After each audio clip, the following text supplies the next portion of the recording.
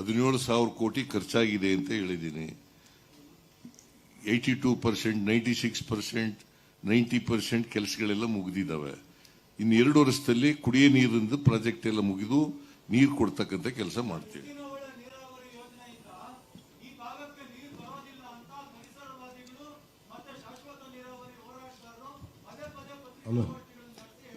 ಈಗ ನಾನು ಹೇಳಿದ್ನಲ್ಲ, 14 TMC ನೀರು ಕುಡಿಯೇ ನೀರಿಗೆ ಬೇಕಾಗಿದೆ. ಅದು ಅವ್ರಿಗೆ ಗೊತ್ತಿದ್ಲೇ ಇರಬಹುದು.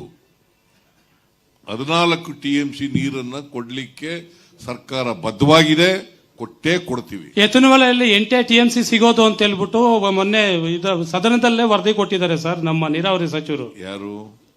DK ಶಿವಕುಮಾರ್ ಅವರು. ನೋಡಪ್ಪ ಹೇಳ ಸರ್, ಇವರು ಮುಳಬಾಗಿಲು ಶಾಸಕರು ಕೇಳಿದ ಪ್ರಶ್ನೆಗೆ ನೀವು ಕೊಟ್ಟಿರೋ ಉತ್ತರ 8 TMC ನೀರು ಮಾತ್ರ ಸಿಗುತ್ತೆ ಎತ್ತಿನಹೊಳೆಯಲ್ಲಿ ಅಂತ ಹೇಳಿದ್ರಿ.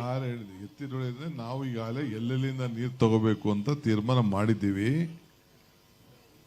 ಈ 14 TMC ಕುಡಿಯೋ ನೀರಿಗೆ, 8 CMC ಕೆರೆ ತುಂಬಿಸ್ಲಿಕ್ಕೆ, 14 + 8 ಒಟ್ಟು 24 TMC ಲೆಕ್ಕ ಇದೆ.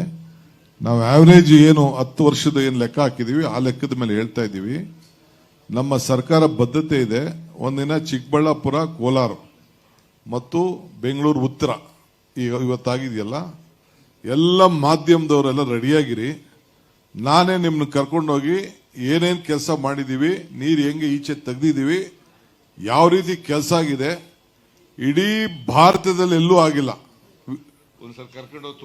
ಎಲ್ಲ ಕರ್ಕೊಂಡೋಗಿ ನಿಮ್ನ ತೋರ್ಸಂತ ಕೆಲಸ ಮಾಡ್ತೀವಿ. ನಾನು ಮೊನ್ನೆ ನಮ್ಮ ಮುನಿಯಪ್ಪನವರು ನಾವೆಲ್ಲ ಹೋಗಿ ಬಂದಿದ್ದೀವಿ. ಇವ್ರು ಕರೆದಿದ್ದು ಎಲ್ಲ ಬೇರೆ ಹೊರಟ್ಬಿಟ್ರಿ. ಇವರು ನಿಮ್ಮನ್ನು ಎಲ್ಲ ಬನ್ನಿ, ಅಲ್ಲಾಗಿರೋಂಥ ಕೆಲಸ ಏನ್ ಪವರ್ ಸ್ಟೇಷನ್ಗಳಾಗಿದೆ, ಅಕ್ವಿಡೆಕ್ ಏನಾಗಿದೆ, 10.5 ಕಿಲೋಮೀಟರ್ ಅಕ್ವಿಡೆಕ್, 40 ಮೀಟರ್ ಮೇಲ್ಗಡೆ ಲೈನ್ ನೀರ್ನ ನಿಮ್ಗೆ ತಂದ್ಕೊಡ್ಬೇಕು ಈ ನೀರಿಗೆ ಅಂತ ಅನ್ಬಿಟ್ಟು ಅಲ್ಲಿ ಮಾಡಿದೀವಿ.